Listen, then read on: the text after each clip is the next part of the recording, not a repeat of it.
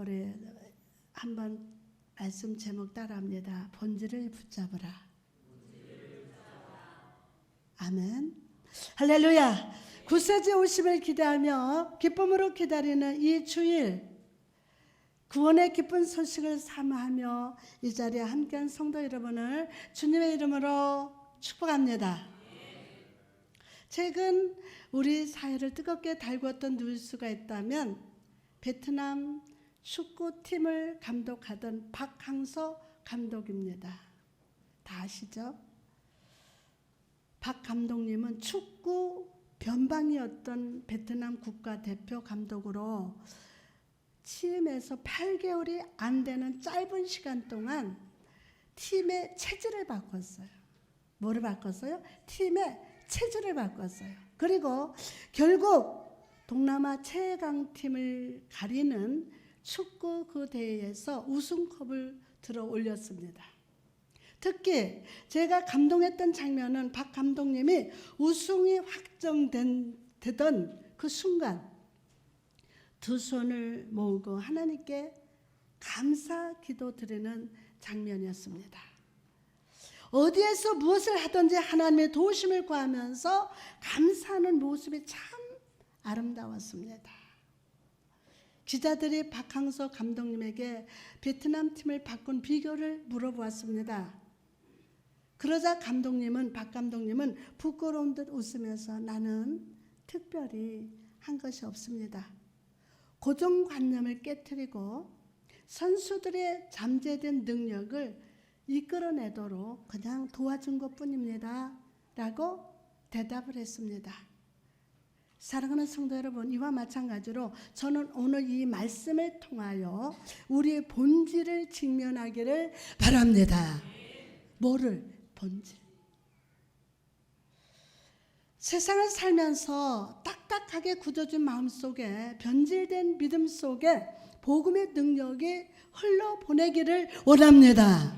그래서 하늘의 본질, 성도의 본질을 회복해서 이전에는 하지 못했던 일을 하고 생각하지도 못한 지혜를 발견하며 능력을 회복하기를 축원합니다. 지난주 우리는 가인과 아벨의 제사를 통해서 하나님의 기뻐 받으시는 예배는 무엇인지를 살펴보았습니다. 하나님의 진정 기뻐하시는 예배는 어떤 예배라고 했습니까? 마음으로부터 시작되는 예배. 중심이 하나님을 기쁨을 향한 예배라고 했습니다. 우리 중심이 하나님의 기쁨을 향한 예배라고 했습니다. 이런 의미에서 아벨은 성공적인 예배를 드렸습니다. 그러나 안타깝게도 가인의 예배는 하나님께 연락되지 못했습니다. 아벨의 제사만을 받으시는 것을 본 가인은 고개를 숙였습니다. 마음속으로 질투하며 분노했습니다. 그러자 하나님께서는 그런 가인에게 말씀하십니다. 본문 6절에서 7절 말씀 보니까 여호와께서 가인에게 이르시되 내가 분하여 함은 어찌 믿음이며 안색이 변함은 어찌 됨이냐. 내가 선을 행하면 어찌 낯을 틀지 못하겠느냐. 선을 행하지 아니하면 죄가 문턱에 엎드려 있느니라. 죄가 너를 원하나 너는 죄를 다스릴지니라. 아멘. 여러분, 이 말씀이 무슨 뜻입니까? 너의 예배를 돌아보라는 겁니다. 옆 사람한테 집사님 예배를 돌아봅시다. 너의 예배를 돌아보라는 거예요. 아벨은 하나님 중심으로 예배를 드렸어요. 제사를 준비하는 마음이 온전히 하나님을 향하고 하나님께 기쁨이 되는 예배를 드렸습니다. 그리고 하나님은 그것을 선하게 여기시고 받으셨어요. 그게 선하다는 거예요.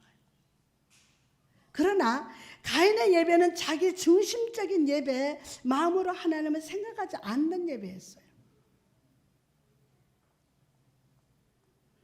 그래서 하나님은 가인에게 너의 예배가 내가 보기에 선한 것이었다면, 나 하나님의 기쁨을 생각하는 것이었다면 내가 기쁘게 여기고 선하게 받았을 것이다. 그러나 너의 예배는 그렇지 않았다 라는 겁니다. 그리고 그 마음속에 동생을 죽이려는 죄가 가인을 사로잡음을 보시고 이렇게 경고를 합니다. 선을 행하지 아니하면 제가 문턱에 엎드려 있느니라. 제가 너를 원하나 너는 죄를 다스릴지니라 라고 경고를 하십니다. 여기서 하나님께서는 죄를 다스리라고 하시는데, 이 다스리라는 말은 히브리어로 마사알이라고 합니다.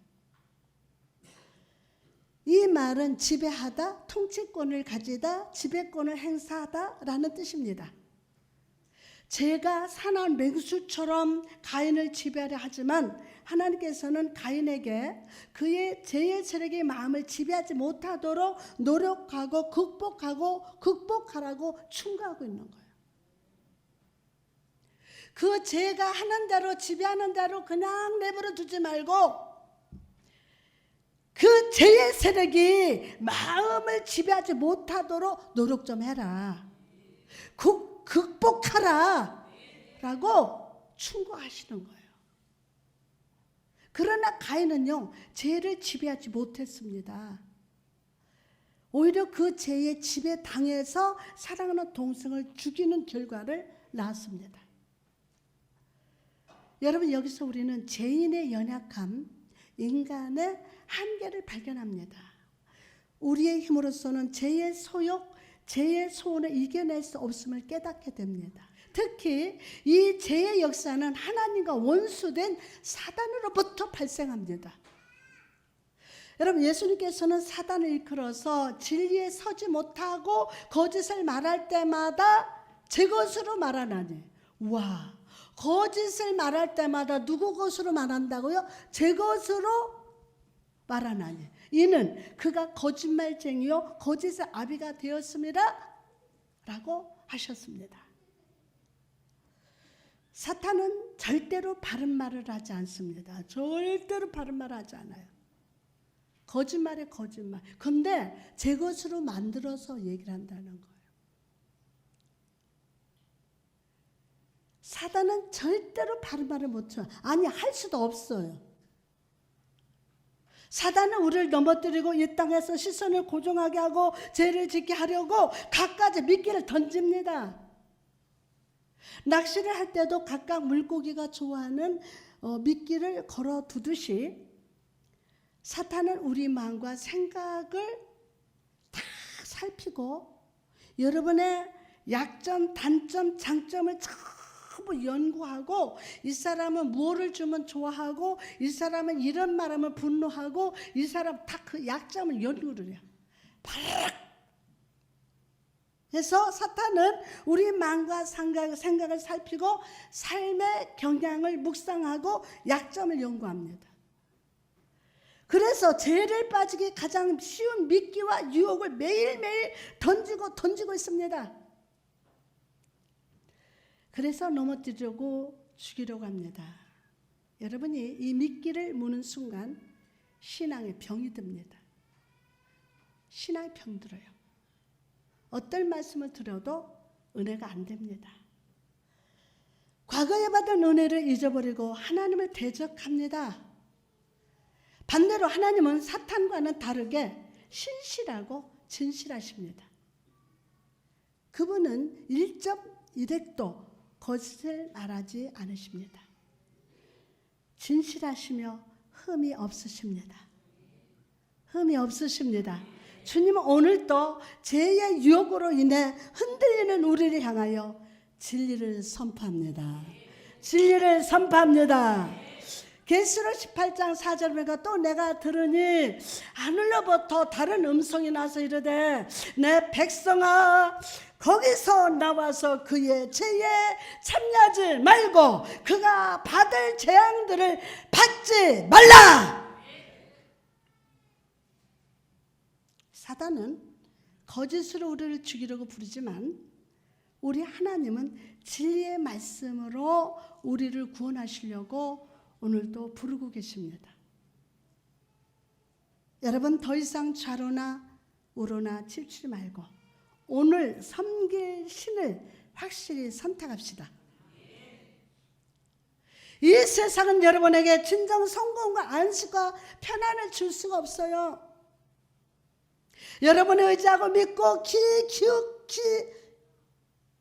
기울이던 그 사람도 결국은 떠날 겁니다. 떠나가요. 하나님을 바라봅시다. 하나님을 바라봅시다. 하나님을 붙드시기 바랍니다. 하나님만 믿으시기 바랍니다. 예수 십자가만 단단히 붙드시기 바랍니다. 그 사람이 성공한 사람, 형통의 사람인 줄 믿습니다. 여러분, 하나님의 자녀된 자로서 위의 것을 찾으며 위의 것으로 무장하고 위의 것으로 채우시기 바랍니다. 제 유혹에 휘둘리는 인생을 거부하고 하나님 앞에 연약한 자의 모습으로 나아가시기를 바랍니다. 여러분, 우리 약함은 하나님의 강하심으로 채워놓을 공간을 만들어 냅니다. 그러면 예수님을 보시기 바랍니다. 그분이 이 땅에 오실 때 주님은 처녀 마리아를 통해서 오셨어요. 얼마나 가난했는지 하나님께 양을 드릴 돈도 없어서 비둘기를 겨우 드렸습니다. 주님이 태어나신 장소는 어디였습니까? 가축들이 먹는 염을 통해서 태어나셨습니다. 그 어떤 부모라도 아이를 눕히고 싶지 않는 냄새나고 지저분한 곳에 주님의 침대였습니다. 왜 예수님이 이렇게 지저분한 곳에 처량한 모습으로 오셨습니까? 철저히 낮아진 모습으로 계셔야 하나님 아버지의 영광이 온전히 드러나기 때문입니다. 하나님의 능력이 역사할 공간이 넓어지기 때문입니다. 이 세상은 우리에게 스스로 강해지라고 하고 그 강함으로 다른 사람과 경쟁해서 승리하고 쟁취하고 뺏으라고 합니다. 거짓말로 속이면서 온갖 비판합니다. 하지만 예수가 인생의 주인 된 사람은 시간이 갈수록 영적으로 성숙할수록 약해지고 낮아지고 하나님을 의지합니다. 하나님을 의지해요. 철저히 겸손하게 주를 바라보므로 하나님의 능력이 역사할 공간을 넓히고 또 넓혀서 그래서 삶 속에서 예수의 향기가 구원의 능력을 발견하는 삶을 살아가게 됨을 믿으시기 바랍니다. 고린도후서 1장 9절 말씀 보니까 이는 우리로 자기를 의지하지 말고 오직 죽은 자를 다시 살리시는 하나님만 의지하게 하심이라. 죄를 다스리지 못하고 인류 최초의 살인을 저질렀던 가인, 그의 모든 악한 행동을 하나님이 다 보고 계셨어요. 그리고 가인을 찾아가셔서 말씀하십니다. 9절 말씀 보니까 여호와께서 가인에게 이르시되 내 아우 아벨이 어디 있느냐? 그가 이르되 내가 알지 못하나이다. 내가 내 아우를 지키는 자니까. 하나님은 가인이 이미 아벨을 죽였음을 아셨어요. 그러나 가인이 솔직하게 고백하고 회개하기를 기대하시면서 물으셨어요. 그러나 가인은 변명하고 숨기고 시치미를 탁 뗍니다. 곤란하면 바로 싹 빼버려요. 그러자 하나님께서 다시 한번 기회를 주십니다. 10절에 보면 이르시되 내가 무엇을 하였느냐? 내 아우의 핏소리가 땅에서부터 내게 호소하느니라. 그러나 가인은요, 두 번째도 기회를 놓쳐버렸어요. 그리고 그 결과 하나님은 심판하십니다. 가인의 죄로 인해서 땅은 저주를 받아서 열심히 땅을 갈아도 소산을 내주지 않을 것입니다. 그는 영원히 땅을 떠도는 인생을 살게 될 것이라는 거예요. 동생을 죽인 일로 인해서 평생 동안 죽음의 두려움을 느끼면서 살아야만 하는 운명이 되고 말았습니다. 그럼 여러분, 이 심판의 내용 중에 가장 크고 힘든 심판이 뭐라고 생각하십니까? 가장 큰 심판. 땅의 소산을 주지 않는 것? 떠도는 인생이 되는 것? 죽음을 두려워하는 것일까요? 아니에요. 제 생각에 가장 큰 심판은 그가 하나님과 교제할 수 없는 인생이 되었다는 거예요. 가장 큰 심판. 예수를 믿어도 하나님과 교제가 안 돼.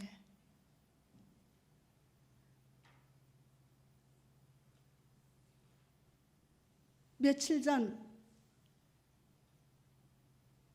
CBS에 가서 시를 녹음하고 왔습니다. 칼럼 7편, 시 10편에서 17편 가서 녹음하고 왔습니다.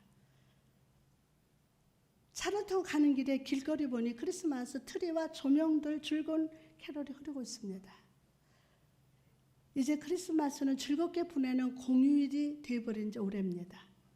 그런데 저의 마음 한편을 아프게 한 것은 아직도 많은 사람들이 자기가 잃어버린 인생을 살고 있음을 모르고 있다는 거예요. 잃어버리고 산 인생을 모르고 있다는 거예요. 사랑하는 사람끼리 선물을 주고 받는 것이 아니라 우리 영혼을 향한 하늘의 선물이 필요한데도 불구하고 여전히 죄 가운데서 어둠 가운데서 하나님과 교제가 끊어진 채 살아가는 사람들이 너무나도 많다는 거예요. 교회를 다니는 사람 가운데 너무나도 많다는 거예요. 성도 여러분, 주님의 오심을 고대하는 이번 성탄절, 우리가 다시 한번 마음에 새기고 기억해야 할 진리가 무엇입니까? 바로 예수 그리스도입니다. 다 같이 예수 그리스도, 그분의 십자가입니다. 사상가 찰스 핸디는 한 사람의 정체성은 그 사람만이 가진 생각이나 행위에 의해서 결정되는 것이고, 그가 누구의 자녀인가, 누구의 자녀라고 믿는 데 있는 것이다. 그가 누구의 자녀인가, 누구의 자녀라고 믿는 데 있는 것이고, 있는 것이라고 말을 했습니다. 그럼 우리 정체성은 어디서부터 오는 것일까요? 우리의 정체성, 바로 예수 그리스도께서 우리를 위해 십자가에서 죽으시고 피 흘리시며 부활하셨다는 사실로부터 옵니다. 또한 그 구원의 은혜로 인해서 나는 하나님의 자녀라는 정체성을 가지고 사는 것이 중요합니다. 시작. 나는 하나님의 자녀입니다.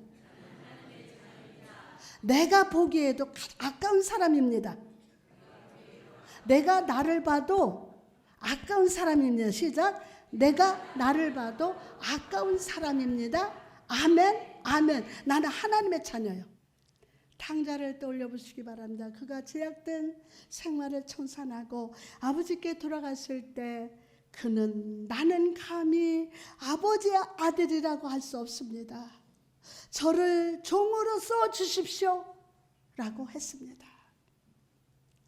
사실 탕자가 한 일을 생각하면 종으로 쓸 자격도 없어요. 하지만 아버지는 그 아들이 아버지께 돌아왔다는 그 사실만으로 달려가서 껴안았어요. 다 입을 맞췄어요. 너는 내 아들이다 불러주고 옷을 새 옷을 입혀주고 신발을 갈아 신게 하고 반지를 끼워주었습니다. 돌아온 아들을 위해서 큰 잔치도 열어주었습니다. 성도 여러분, 이처럼 우리가 예수 그리스도를 나의 구주요 주인으로 인정할 때 아버지 하나님은 묻지도 않고 따지지도 않고 여러분을 아들이요 딸로 인정하십니다. 이전에 제약된 삶, 사단의 멍에를 쥐고 살던 인생은 끊어집니다. 새로운 신분, 하늘 아버지의 은혜가 사로잡은 인생으로 변화됨을 믿으시기 바랍니다. 하지만 여기서 우리가 잊지 말아야 할 중요한 사실이 있습니다. 우리가 예수 그리스도의 보혈로 인해서 자녀가 되었다면 이제부터는 자녀다운 정체성, 자녀다운 가치관, 자녀다운 생활 방식을 연습하고 훈련해야 한다는 거예요. 제가 2018년을 보내고 2019년을 바라보면서 우리 교회 목표를 뭐라고 했죠? 기도하는 집을 세우자. 시작.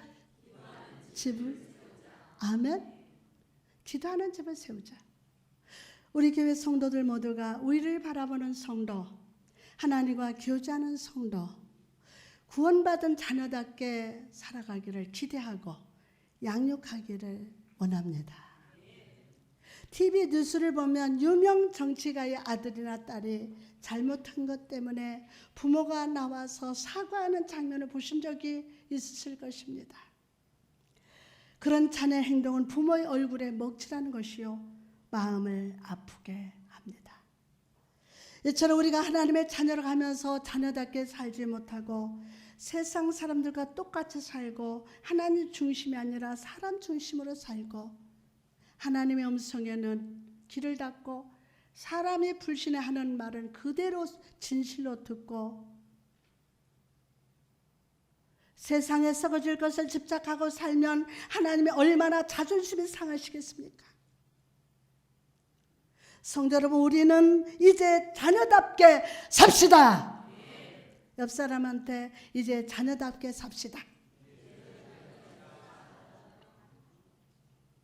자녀답게.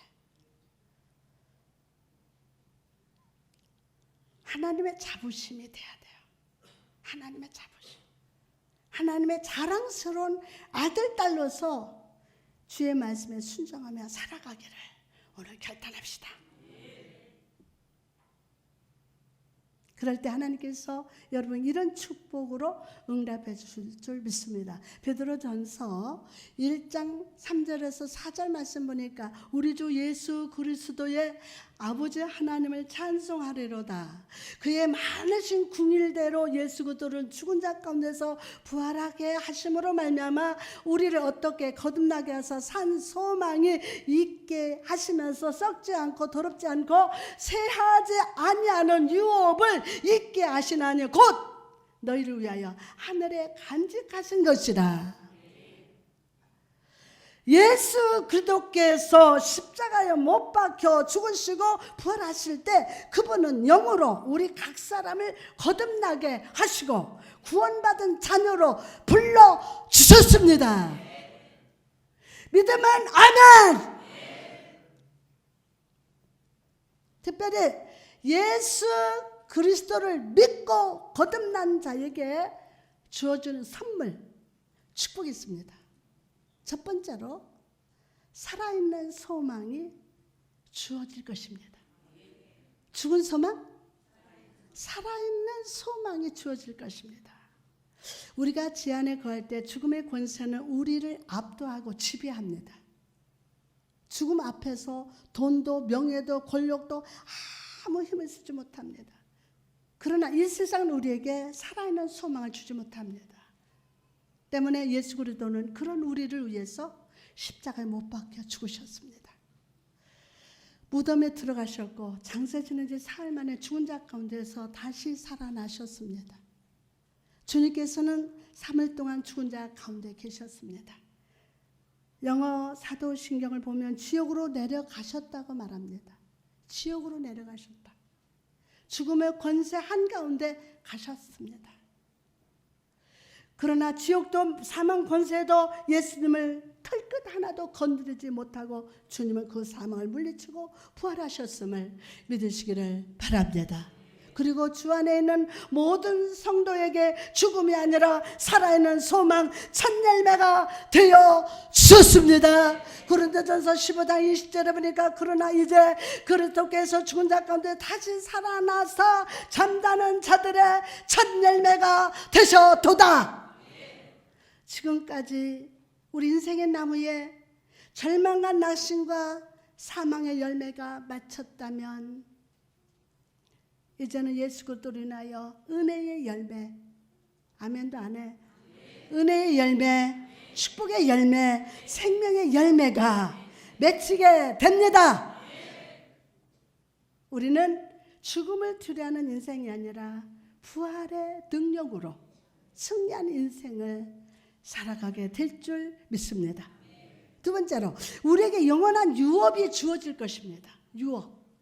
자, 베드로전서 1장 4절 말씀을 보니까 썩지 않고 더럽지 않고 쇠하지 아니하는 유업을 있게 하시나니 곧 너희를 위하여 하늘에 간직하신 것이라 라고 말씀하십니다. 하나님의 처음 세상을 창조하실 때 모든 것은 살아있었고 생명이 충만했습니다. 그러나 죄가 들어온 이후부터 세상은 죄로 인해서 썩어지고 더럽고 쇠퇴하는 세상이 되고 말았습니다. 그러므로 하나님께서는 우리가 세상에 살아도 썩어질 세상의 것을 바라보는 자가 아니라 하늘의 상급을 바라보기를 기대하십니다. 한 해 동안 살면서 내게 맡겨주신 일, 사명, 직분을 열심히 해야지만 그 일에 집착하고 매여서는 안 됩니다. 모세를 보시기 바랍니다. 그는 이집트의 왕자로서 편안한 삶을 살 수가 있었습니다. 어쩌면 왕이 될 수도 있었습니다. 그러나 그는 그 왕자의 삶을 붙들지 않고 하늘 아버지가 주실 유업을 바라보았어요. 여러분, 우리도 이 땅이 아니라 저 천국에서 하나님이 내게 주실 상급, 내게 주실 유업, 나라와 제사장으로서 주와 함께 다스리는 그 영광을 바라보면서 살아야 함을 믿으시기 바랍니다. 오늘 그 축복을 받을지어다. 룻기 3장에 보면 보아스의 밭에서 일상을 줍던 룻에게 나오미가 이런 말을 합니다. 룻기 3장 1절 말씀 보니까 룻의 시어머니 나오미가 그에게 이르되 내 딸아 내가 너를 위하여 안식할 곳을 구하여 너를 복되게 하여야 하지 않겠느냐? 나오미는 룻에게 안식할 곳을 구하라 하고 말합니다. 룻과 나오미가 베들레헴에 처음 왔을 때 그들의 손에는 아무것도 없었어요. 그러나 이제는 보아스의 배를 통해서 보리 이삭도 줄 수 있고 어느 정도 먹고 살게 되었습니다. 하지만 시어머니 나오미는 미래를 관망하는 지혜가 있었어요. 보리를 줍는 것도 추수가 끝나면 더 이상 할 수 없을 것이고 이제 미래를 준비할 때가 왔음을 알았습니다. 시어머니가. 그래서 나오미는 룻에게 해야 할 행동을 가르쳐 줍니다. 룻기 3장 4절에 보니까 그가 누울 때에 너는 그가 눕는 곳을 알았다가 들어가서 그의 발치 이불을 들고 거기 누우라. 그가 내 할 일을 내게 알게 하리라 하니 보아스가 먹고 마시고 마음이 즐거워 가서 곡식 딴 더미의 끝에 눕는지라. 룻이 가만히 가서 그의 발치 이불을 들고 거기 누웠더라. 나오미는 룻에게 보아스가 눕는 곳을 보았다가 발치 이불을 들고 누우라고 말합니다. 여기서 눕는 곳은 장소를 말하고 발치 이불을 들다라는 것은 마음의 태도를 상징하는 거예요. 마음의 태도. 불안한 미래를 사는 우리가 참된 안식을 위해서는 먼저 우리는 누워야 할 곳을 잘 분별해야 돼. 잠깐의 안식을 위하여 요나처럼 배 밑에서 잠들어서는 안 됩니다. 삼손처럼 드릴라의 무릎에 누워서는 안 됩니다. 우리는 참된 안식을 주시는 주 예수의 품에 안겨야 참된 안식을 누릴 수 있습니다. 두 번째로 참된 안식을 위해서는 낮은 자의 마음으로 주께 나가야 합니다. 룻기 3장 9절 말씀하니까 나는 당신의 여정 루시오니 당신의 옷자락을 펴 당신의 여정을 덮으소서. 이는 당신이 기업을 부를 자가 됩니다. 여러분, 이 말씀이 무슨 뜻입니까? 자, 나는 감히 주님 앞에 나갈 수 없는 존재이지만 주님은 나의 구원자요 참된 구원자가 되심을 믿사오니 나의 연약함과 죄악을 보혈의 옷장으로 덮어 달라는 것입니다. 오늘 그렇게 될지어다. 시편 32편 1절에 허물의 사함을 받고 자신의 죄가 가려진 자는 복이 있도다. 여러분, 여러분은 삶의 참된 안식을 누리기를 원하십니까? 누리기를 원하십니까? 그렇다면 예수 그리스도의 은혜가 여러분의 모든 죄와 허물을 덮어주셔야 합니다. 덮어주셔야 돼요. 그분의 보혈로 여러분의 영혼과 육체와 마음과 생각을 씻어주시고 구원의 옷자락으로 덮어주실 때 참된 안식과 만족을 누릴 수 있음을 믿으시기 바랍니다.